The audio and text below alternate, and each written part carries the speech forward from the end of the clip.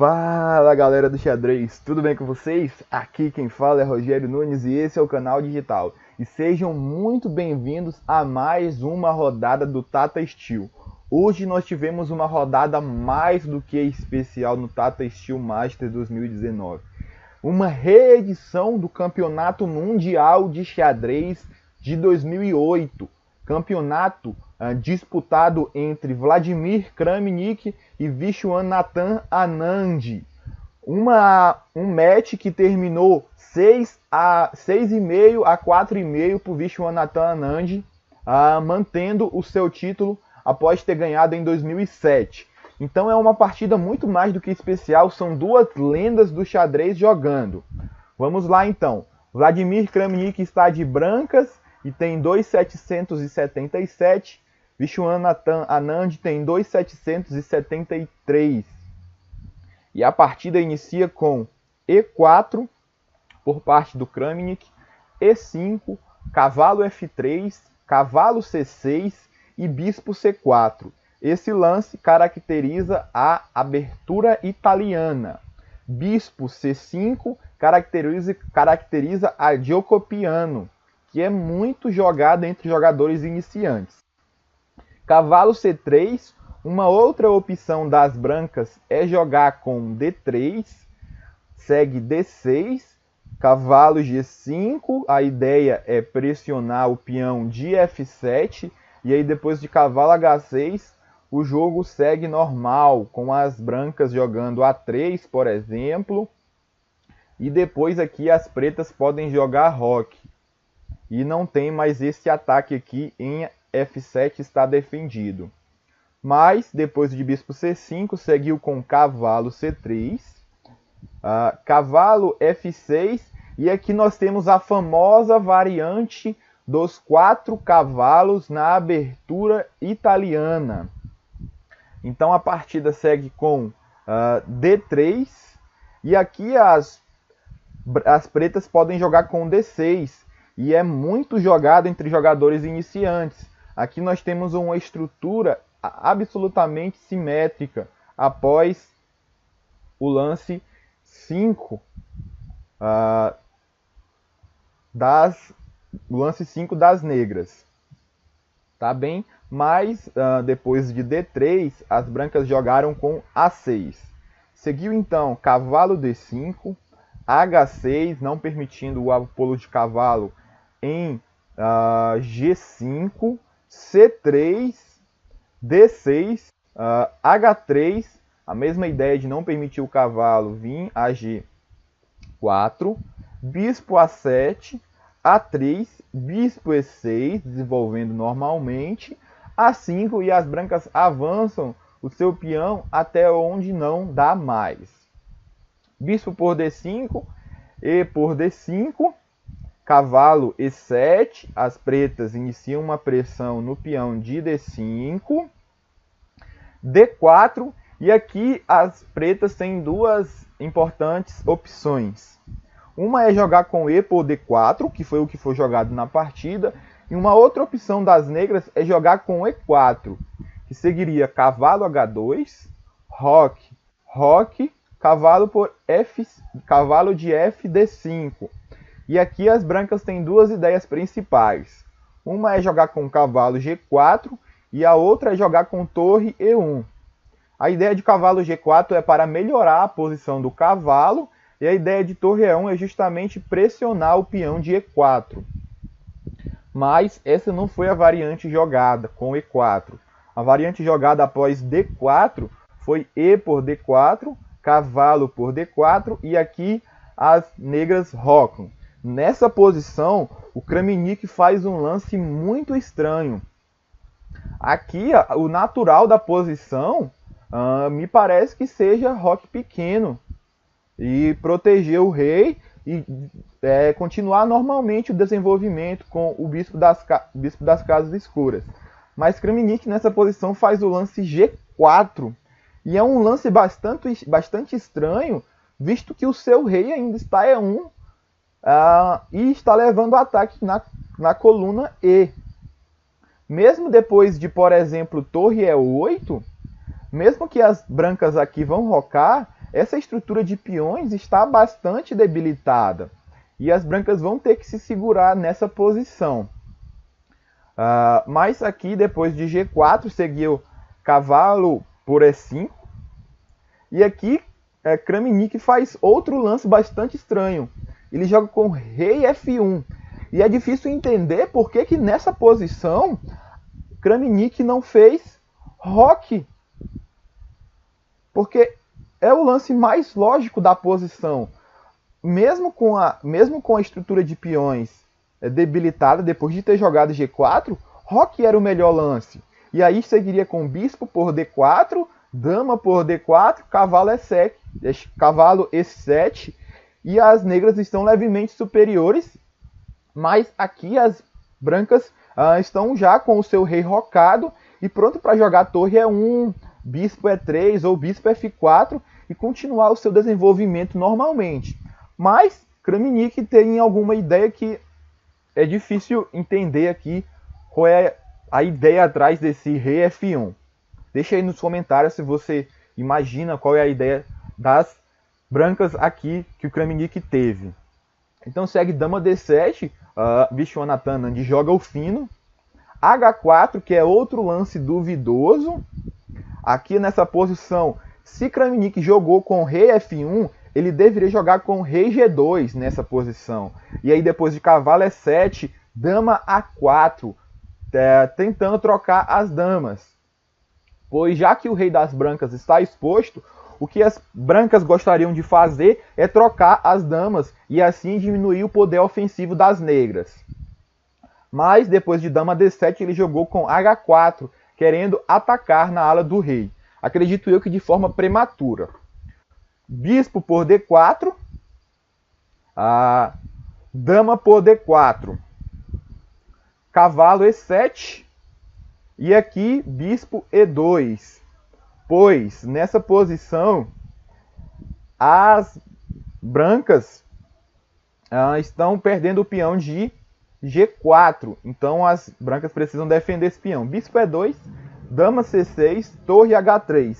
E nessa posição o Anand joga uma imprecisão. Aqui o rei das brancas está bem mais exposto do que o rei das negras. Então a ideia aqui é você não trocar as damas para você ter poder ofensivo. E aqui nessa posição Kramnik joga dama D5. E a partir dessa posição as brancas já estão melhores. Porque depois de dama D5, cavalo de F, D5, bispo F3, as brancas conseguiram resolver os seus problemas, que era a dama preta ficar bem mais ativa e ter ataques em cima do rei negro. Em cima do rei branco, perdão. Seguiu C6, defendendo o peão. Torre A4, com ideias de jogar a torre E4. Com ideias de jogar a torre E4 ou até torre F4, se o cavalo sair dessa casa. B5, A por B6, cavalo por B6 e torre E4. Segue torre de F, E8, G5, Kramnik inicia sua expansão e nessa posição aqui as brancas já conseguiram igualar, as negras já conseguiram igualar a posição. Após a troca de dama, as brancas estavam melhores e agora as negras já conseguiram igualar a posição. H por G5 e bispo por G5. As brancas estão pressionando aqui o cavalo em E7. Seguiu com F6, bispo C1, D5. As negras começam a avançar os seus peões. Torre G4. As brancas tentam alguma ideia de atacar o peão de G7 com torre G4. Cavalo C4. O cavalo agora vai ter um posto bem interessante aqui em E5. As negras vão ter um posto bem interessante aqui em E5. Seguiu o bispo E2 e depois de cavalo E5. Esse cavalo das pretas, perdão, é um cavalo, nossa, joga muito. Olha, ó, atacando G4, atacando G6, defendendo F5, olhando D7, olhando C6, olhando C4, olhando D3 e olhando F3. Essas 8 casas, o cavalo está muito bem colocado mesmo. Aqui seguiu com torre F4, rei F7. A ideia das pretas é passar a torre para a coluna H e iniciar um ataque por aqui na coluna H. H5, torre H8, inicia-se o plano. Torre A4, pressionando o peão de A6 e as brancas, as negras, jogam A5. Segue com B3, torre de A a B8, bispo D1, defendendo B3, torre B5, bispo C2, C5, as negras continuam avançando seus peões, e torre de A H4, com ideia, talvez, de avançar o seu peão, em uma oportunidade boa para elas. Seguiu C4, e aí depois de B por C4, cavalo por C4, as pretas têm um trunfo.